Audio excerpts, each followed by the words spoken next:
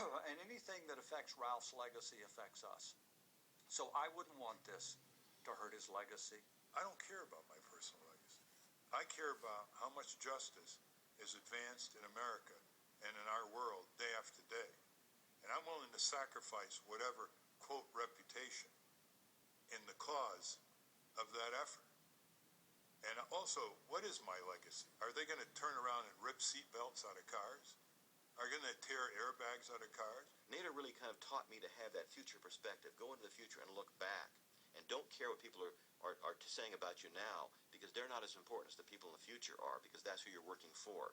You're working to pass it down the line. You're working to pass it on to the next generation after that and after that and after that, and that's why you are here.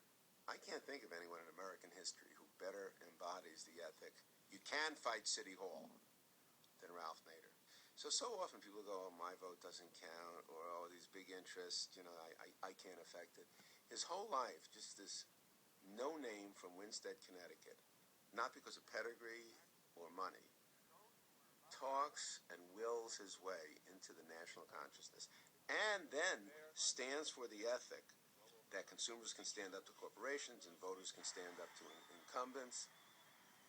I've been in Japan, I've been in Eastern Europe, Hungary, right after the Berlin Wall fell, Southeast Asia, reporting with various kinds of citizen groups, whether they were campaigning for laws or to take some of the brutality out of sweatshops.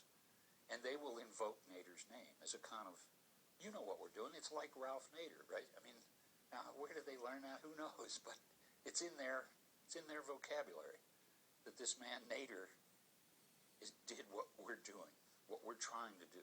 I suspect that he'll suffer waves over the next 100 years of discovery, rediscovery, and abandonment.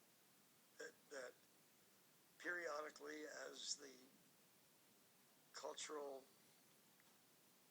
heartbeat hears a different song, it will yearn for his song and find him. It's happened to many people. Ralph is, he believes in the legal system. I mean, it's really incredible. The guy is like, he's pushing all this stuff, and he actually believes in the legal system. And he believes in small business, his family small business. And he believes, he's a devout small business supporter.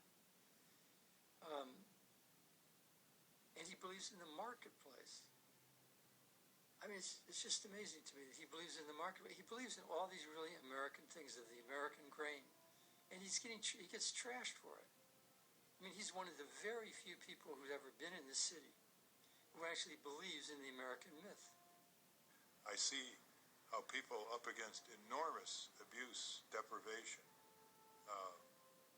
dictatorships, you name it, taking it on, not giving up, persisting, persevering. That's what life's all about. There'll never be a hill that you don't have to climb when it comes to injustice in this world. You have to keep climbing it. And the important thing is not to say democracy is a myth in our country. It's to have better gradations. Democracy is very weak today in our country. We have to make it stronger and stronger until it becomes the profoundly realistic American way of life and crowds out the myths.